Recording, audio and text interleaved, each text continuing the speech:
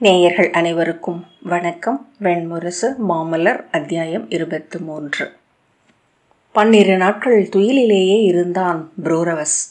மென்பட்டு சேக்கையில் கருக்குழவையென உடல் சுருட்டி முட்டுகள் மேல் தலை வைத்து 2 கைகளையும் மடித்து கழுத்தில் சேர்த்து படுத்திருந்தான். மருத்துவர்கள் அவனை நோக்கிய பின், மூச்சும் நெஞ்சும் சீரடைந்துள்ளது, உமிச்சாம்பலுக்குள் அனல் என உடலுக்குள் எங்கோ உயிர் தெரிகிறது என்றனர். நெஞ்சு பற்றி ஏங்கிய மூதரசரிடம், ஆயினும் நம்பிக்கை கொள்வதற்கு ஏதுமில்லை, இது இறுதி விழை ஒன்று எஞ்சி இருப்பதனால் மண்மீண்டு வந்த உயிரின் சில நாட்களாகவும் இருக்கலாம் என்றனர். அவர், நற்செய்தி சொல்லுங்கள் மருத்துவர்களே என கைப்பற்றி ஏங்கினார். அவன் மீண்டு வருவான் என அவர்கள் சொல்லவில்லை, இதையும் அவர்களால் சொல்ல இயலாது என்றாள் அன்னை. சிதை சென்றவன் மீண்டு வருதல் நாட்டுக்கு நலம் பயக்குமா என்று நகர் மக்கள் ஐயுற்றனர். சென்றவன் மீள்வது நற்குறி அல்ல. வாய்க்கரிசி இடப்பட்டவனுக்கு அருகே இருளுலகத்தின் 12 தெய்வங்கள் வந்து சூழ்ந்து கொள்கின்றன. அழுகைகளையும் அமங்கல பொருட்களையும் கண்டு அவை உள மகிழ்கின்றன. காண்பவர் உள்ளங்களுக்குள் துயரின் அற உணர்வின் இங்கிதத்தின் சுவர்களை மீறி சென்று அமர்ந்து மெல்லிய உவகை ஒன்றை அவை ஊதி எழுப்புகின்றன. பாடையில் படுத்திருப்பவனை சூழ்ந்திருக்கும் துயரையே அணுகி நின்றோர் காண்பர். அகன்று நிற்பவர்கள் அங்கே நின்றிருப்பவர்களின் உடல் அசைவுகள் வெளிப்படும் நிறைவையும் நிம்மதியையும் காண முடியும். அவர்களின் நிழல்களை மட்டும் கூர்ந்து நோக்கி கொண்டிருந்தால் அங்கே எழுந்துள்ள இருட்டெய்வங்களின் அசைவை கண்கள் அறியும் என்றனர் குலப்பாடகர். இடுகாட்டுக்கு பாடை கொண்டு செல்கையில் நிழல் உருக்கள் என தொடர்கின்றன அத்தெய்வங்கள். சிதையில் ஏறி எழுந்து தழலாடுகையில் சூழ்ந்து களியாட்டு கொள்கின்றன. அவ்வுடல் உருகி கருகி நெய்யென்றாகி எரியுண்டு வெண்ணில் மறைகையில் உதறி எழும் உயிரை சரடெறிந்து பற்றி இழுத்து கொண்டு தங்கள் உலகுக்கு செல்கின்றன. இருக்கும் எவ்வுயிரும் சென்றடைவது மண்ணுக்கு அடியில் வாழும் இருள் உலகையே. ஒவ்வொரு கல் தரிப்புக்கும் நடுவே சிறு துளி இருளென நிறைந்திருப்பது அவ்வுலகே. அங்கே அவை 16 நாட்கள் வாழ்கின்றன. அங்குள்ள துலாமேடை ஒன்றில் அவ்வுயிர்கள் நிறுத்தப்படுகின்றன. யமன் தலைமையில் 108 இருளுலக தேவர்கள் அவற்றை பிழையும் பழியும் உசாவி அவை மிகுந்திருப்பின் மேலும் அடியில் வாழும் இருள் உலகங்களுக்கு தள்ளுகின்றனர். 16ஆம் நாள் ஊன்கொடை அதன் பொருட்டே. பழி கடக்கும் நிறைகளால் விடுவிக்கப்படும் நல்லுயிர்கள் எழுந்து விண்ணுக்கு அடியில் மண்ணுக்கு மேல் கொதிக்கும் அடுமனை கலத்திற்கு மேல் நீராவி என உருவாகி நின்றிருக்கும் மூச்சுலகிற்கு செல்கின்றன. அங்கே 41 நாட்கள் அவ்வுயிர்கள் வாழ்கின்றன. அவற்றை அங்கே விண்கணிந்து வந்தமையும் மூதாதையர் கூடியமர்ந்து உசாவுவார்கள். நன்றும் அன்றும் முறையும் வழுவும் சொல்லி கணக்கு தீர்க்கப்படும். நன்று மிகையே எனில் மூதாதையர் அவ்வுயிரை அள்ளி தங்கள் நெஞ்சோடு அணைத்து கொண்டு செல்வார்கள். 7 விண் உலகங்களையும் கடந்து நலம் நிறைந்தோர் சென்றடையும் போர்லோகத்தை அவ்வுயிர் அடையும். அங்கு தவம் முழுத்ததென்றால் தேவருலகடையும். 41ஆம் நாள் நீர்கொடை அதனால்தான். இங்கு விட்டு சென்ற விளைவுகள் அவற்றை இழுக்கும் என்றால் விண் சென்ற நீராவி குளிர்ந்து சொட்டுவது போல் மூச்சுலகிலிருந்தே மண்ணுதிர்ந்து மீண்டும் கருப்புகுந்து உருவெடுத்து மண் திகழும் அவ்வுயிர்கள். விளைவுகளின் சரடறுத்து வினைகளின் வலையறுத்து விண்புகுதல் எளிதன்று என்றனர் குலமூத்தார். சிதை சென்று அரசன் மீண்டு வருகையில் ஆளுலகத்து தெய்வங்கள் அவனுடனே நகர் புகுந்து விட்டிருக்கின்றன போலும் என்றனர் மூதன்னையர். இன்று அவை அவர் அரண்மனை சேக்கையை சூழ்ந்து நின்றிருக்கும். சினந்தும் சீரியும் சுழன்றாடும். பின் இருட்டுளிகள் என்றாகி அவர் நிழலில் குடியேறும். இவ்வாழ்வை உதறி மீண்டும் அவர் சிதை செல்லும் வரை அவை அவருடன் இருக்கும் என்றார் பூசகர். ஒவ்வொரு நாளும் என புரூரவஸ் தன் உடலில் இருந்து முளைத்து மீண்டு வந்தான். கருவறை விட்டு இறங்கிய கைமகவு என அவன் விழிகளின் நோக்கின்மை பாலாடை என படிந்திருந்தது. கைகளும் கால்களும் ஒத்திசைவு இழந்திருந்தன. மெல்ல அவன் தசைகளில் துடிப்பு எழுந்தது. மட்கிய மரப்பட்டை போல் இருந்த தோல் உரிந்து உயிர் தோல் எழுந்து வந்தது. உதிர்ந்த மயிர்கள் ஆலமரக் கிளையில் புதுத்தளிர் பொடி தழுவது போல் முளைத்தன. கண்கள் ஆடை விலகி முகம் நோக்கத் தொடங்கின. நாவு துழாவி எழுந்த ஒலி சொல்லென திருத்தம் கொண்டது. நீர் சொட்டி அசையும் இலையென திடுக்கிட்டு எழுந்தமைந்த நெஞ்சக்கூடு உலை துருத்தி என சீராக மூச்சு இழுத்து உமிழத் தொடங்கியது. புரூரவஸ் ஓநாய்க்குட்டியின் பெரும் பசி கொண்டவனானான். நாழிகைக்கு ஒரு முறை படுக்கையை கையால் தட்டி உணவு உணவு என்று அவன் கூவினான். பாலில் கரைத்த தேனை முதலில் அவனுக்கு ஊட்டினர். பின்னர் உப்பிட்ட அன்னச்சாறு, நெய் சேர்த்த இளங்கஞ்சி, சில நாட்களிலேயே ஒவ்வொரு நாளும் நெல்லிக்காய் சாறு கலந்த பழக்கூழ் அளிக்கப்பட்டது. பின்னர் நெல்லிக்காய், தானிக்காய், கடுக்காய் கலந்த முக்காய் வடித்த மூலிகை மது 3 வேளை கொடுக்கப்பட்டது. வேம்பெண்ணெய் பூசி உலரச் செய்த உடல் மேல் கல்மஞ்சளும் சந்தனமும் பயறு பொடியும் உழப்பிய கலவை பூசப்பட்டு வெந்நீரில் முக்கிய மென்பஞ்சால் வேது செய்யப்பட்டு ஒற்றி எடுக்கப்பட்டது. உடல் பெருக்கி 41ஆம் நாள் படுக்கையில் எழுந்தமர்ந்தான். கூட்டுப்புழுவின் உடல் என அவன் மேல் உலர்ந்த தோல் சுருள்கள் இருந்தன.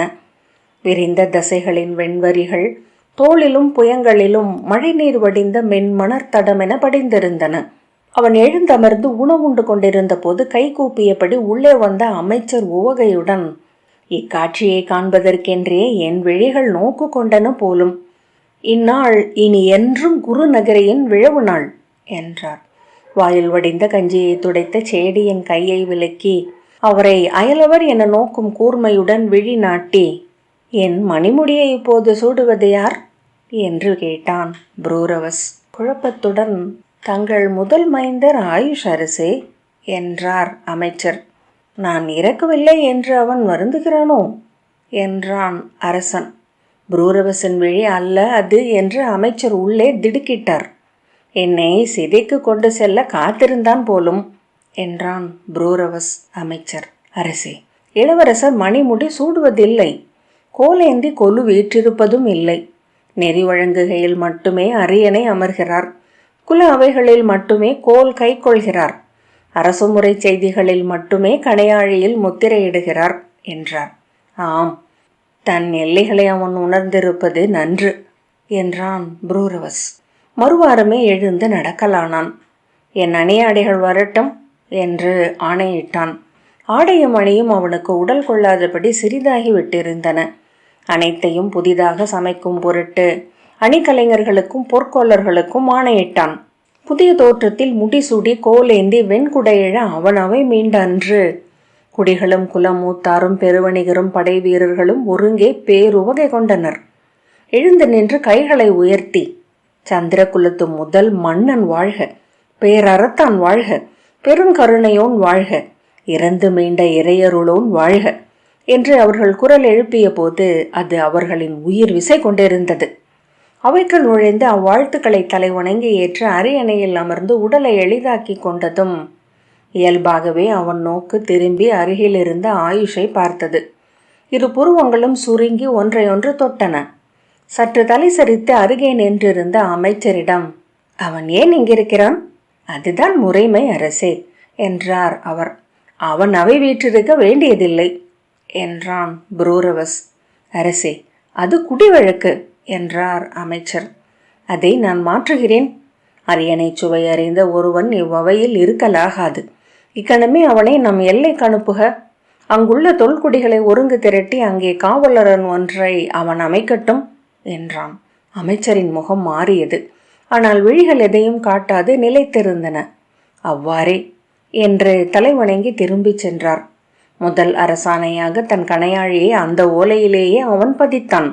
அவ்வோலையை அவையில் அமைச்சர் படித்த போது முற்றிலும் அறியாத இருட்பேருருவம் ஒன்று முன்னெழுந்தது போல் அவையினர் திகைத்து ஒருவரையொருவர் நோக்கி விழி சலிக்க அமர்ந்திருந்தனர்.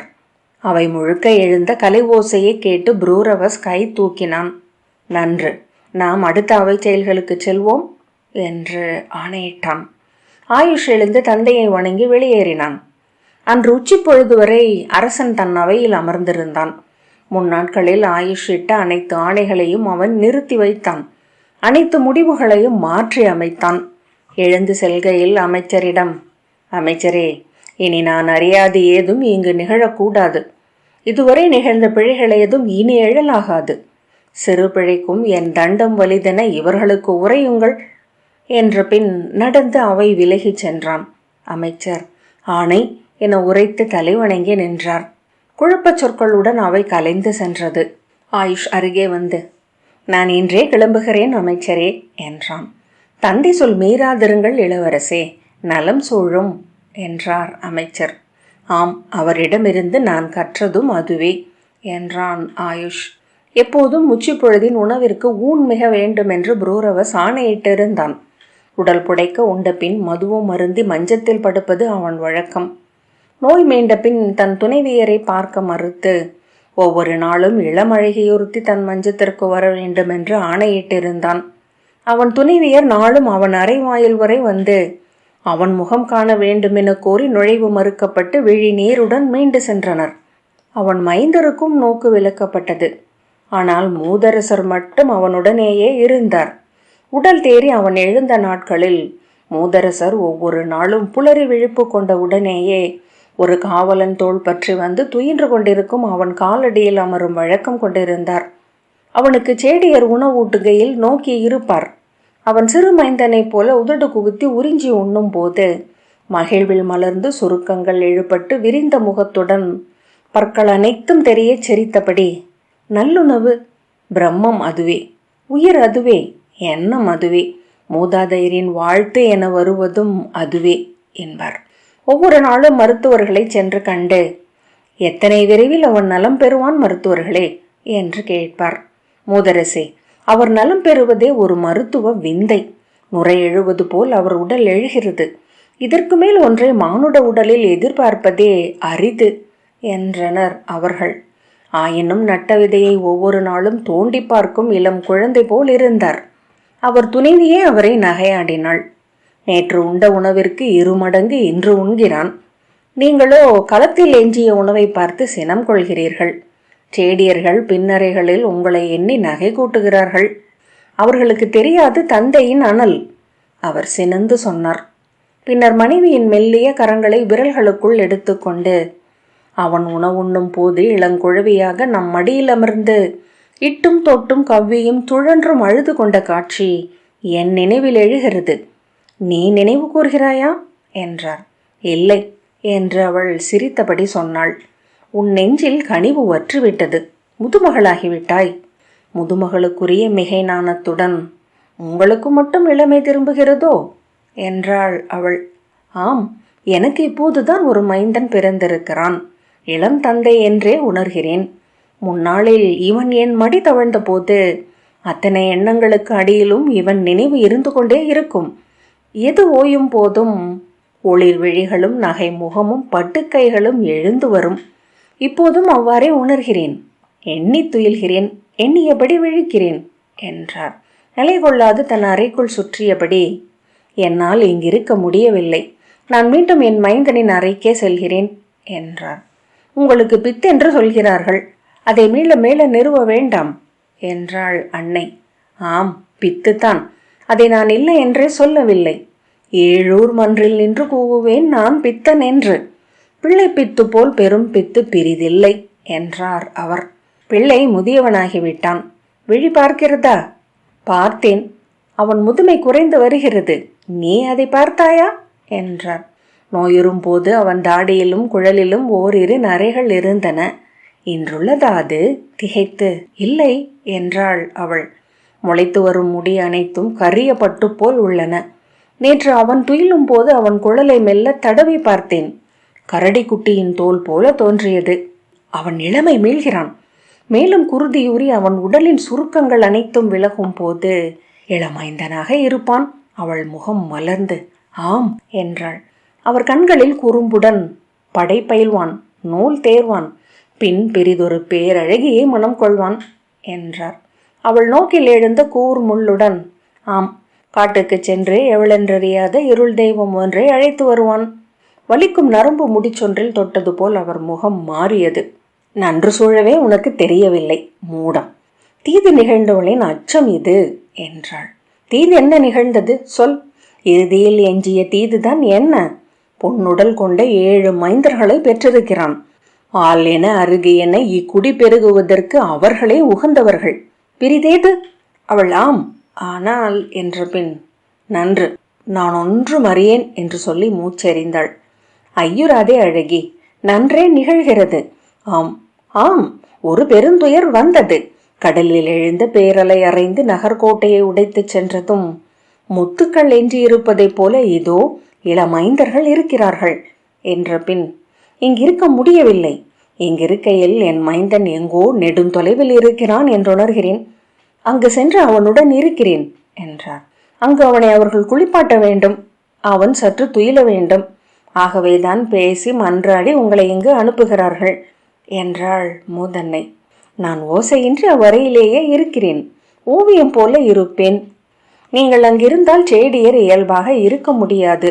சற்று இங்கிருங்கள் என்று அவள் சொல்ல அவர் சோர்ந்து பீடத்தில் அமர்ந்த பின், ஏதேனும் ஒரு மாயம் வழியாக என் விழிகளை மட்டும் அவன் அறையில் ஒரு பீடத்தில் எடுத்து வைத்துவிட்டு வர முடியும் என்றால் அதன் பொருட்டு எதையும் கொடுப்பேன். புரூரவஸ் உடல் மீண்டு வந்தபோது ஒவ்வொரு நாளும் அவரும் உடல் வளர்ந்தார். கேட்டு வாங்கி உண்ணலானார். படுத்தால் எழாது துயிலலானார். ஒவ்வொரு நாளும் முகம் தெளிந்து வந்தது. விழி ஒளி கொண்டார். குரல் நடுக்கம் கூட இல்லாமலாயிற்று. எப்படி இருக்கிறீர்கள் தெரியுமா என்று கேட்டாள் அவர் துணைவி. மைந்தனின் அணிகள் அனைத்தையும் கொண்டு வரச் சொல்லி அவற்றில் நல்லனவற்றை தேர்ந்து கொண்டிருந்தார் அவர். திரும்பி எப்படி என்றார். ஓவியம் வரையும் பொருட்டு துணியை சட்டத்தில் இழுத்து கட்டியது போல என்றாள் அவள். அவர் நகைத்து, ஆம், இன்னும் சில நாட்களில் ஓர் இளமங்கையை நானும் மணந்து கொள்ள முடியும் என்றார். பொய்ச்சினத்துடன், நன்று, தந்தையும் மைந்தனும் சேர்ந்து தேடுங்கள் என்றாள் முதியவள். புரூரவஸ் மீண்டு வரும் செய்தியை நகரில் உள்ளோர் முதலில் நம்பவில்லை. மீண்டும் மீண்டும் அச்செய்தி வந்தபோது அது அவர்களை அச்சுறுத்தியது. சூதர் சொன்னபடி அரசன் உடலில் அறியா தெய்வம் ஒன்று குடியிருக்க கூடுமோ? இடுகாட்டில் அலைந்த இயக்கர்களோ கந்தர்வர்களோ உள்நுழைந்து எழுந்திருக்க கூடுமோ? அதை முன்னரே சொன்னார்கள். பின் எவ்வாறு இவ்வண்ணம் எழுதல் இயலும் என்று முதிய பெண்கள் ஐயுற்றனர். அவர் விழிகள் மாறியிருக்கின்றன என்கிறார்கள். ஓநாயின் இரு கண்கள் அமைந்திருக்கின்றன என்று அரண்மனையில் பணி செய்யும் அணுக்கன் ஒருவன் சொன்னான் என்று அங்காடியில் ஒருவன் பேசினான். சற்று நேரத்திற்குள்ளேயே அக்கூற்று நகரெங்கும் 1000 வடிவம் கொண்டது. ஓநாயென அவர் உண்கிறார் என்றான் ஒருவன். ஒவ்வொரு நாளும் ஒரு கிண்ணம் பசுங்குருதி அருந்துகிறார் என்றான் பிரிதொருவன். நாளுக்கு ஒரு வெள்ளாட்டை கொண்டு வந்து அவர் முன் நிறுத்துகிறார்கள். உரிமையபடி பாய்ந்து வந்து வெறும் வாயால் அதன் கழுத்தை கவ்வி குருதி உறிஞ்சி வெறும் தோலென அதை எடுத்து வீசுகிறார் என்றான் இன்னொருவன். இரவில் அங்கு அரசன் என வந்துள்ள கொடுந்தெய்வத்திற்கு களம் வரைந்து மந்தன பூசணைகள் நிகழ்கின்றன என்றும் குருதி பலி கொடுத்து நிறைவு செய்யப்படுகின்றது என்றும் பேசினர். நாள்தோறும் பெருகின கதைகள். அரண்மனையிலும் அவையிலும் அவன் ஆற்றிய அறமில்லாச் செய்கைகள் ஒவ்வொன்றும் பெருகி பெருகி அவர்களை வந்தடைந்தன. அவன் மென்மேலும் கொடுமை கொண்டவனாக ஆகும் தோறும் அவர்களுக்குள் கதை தேடும் குழவிகள் அதை விரும்பி அள்ளி எடுத்து கொண்டன. அவன் நடந்து செல்கையில் கால்பட்ட கல் குழிகிறது. கதவுகளை வெறும் கையால் உடைத்து மறுபக்கம் செல்கிறான். நீராட இறங்குகையில் சொனை நீர் பொங்கி வழிந்து வெளியே ஓடி விடுகிறது. அவனை கண்ட புறவிகள் அஞ்சி குரல் எழுப்புகின்றன. அவன் மனம் அறிந்ததும் யானைகள் கட்டுக்கந்தில் சுற்றி வருகின்றன. இந்நகர் பேரழிவை நோக்கி செல்கின்றது, பெரிதொன்றுமில்லை என்றனர் நிமித்திகர். தங்கள் அச்சத்தை அவர்களே உள்ளமைந்த இருள் நாகு ஒன்றால் நக்கிச் சுவைத்து மகிழ்ந்தனர். ஆகவே சொல்லி சொல்லி அதை பெருக்கி கொண்டனர். அச்சுறுத்தும் கதைகளை சொல்லும் சூதர்களுக்கு வெள்ளி நாணயங்கள் விரிப்பில் விழுந்தன. எனவே அவர்கள் மேலும் மேலும் கற்பனை நுரையை எழுப்பினர். 6 மைந்தர்களை அரசனிடமிருந்து முற்றிலும் விலக்கி வைத்திருக்கிறார்கள். அருகணைந்த எவரையும் பற்றி குருதி உண்ண அவர் துடிக்கிறார். முதற் பகையென அரச மைந்தனே இருக்கிறார். நோக்கி இருங்கள். ஒரு நாள் அவரை முதல் மைந்தனே வாழ் கொண்டு தலை கொய்து கதை முடிப்பார் என்றான் ஒரு சூதன். கேட்டு நின்றவர்கள் விழி ஒளிர மூச்செறிந்தனர். எவரேனும் கேட்கிறார்களா என்ற ஐயத்தை அடைந்து ஒருவரை ஒருவர் ஒளிர் கண்ணால் நோக்கி கொண்டனர். ஒன்றும் நிகழா அந்நகரில் கதைகளில் மட்டுமே கொந்தளித்தன அனைத்தும். நகரம் நழுவிச் சென்று கதைப்பரப்புக்குள் விழுந்துவிட்டது போல் இருந்தது. கதைகளில் வாழும் நகர் ஒன்றுக்குள் நடப்பதாக உணர்ந்த போது அவர்களின் கால்கள் விதிர்த்தன. உள்ளம் பொங்கி விழிகள் மங்கலாயின. மீண்டும் மீண்டும் நீள் மூச்செறிந்தபடி அங்கில்லாதவர் போல் நடந்தனர். மாமலர் 23வது அத்தியாயம் இத்துடன் நிறைவு பெற்றது. நன்றி.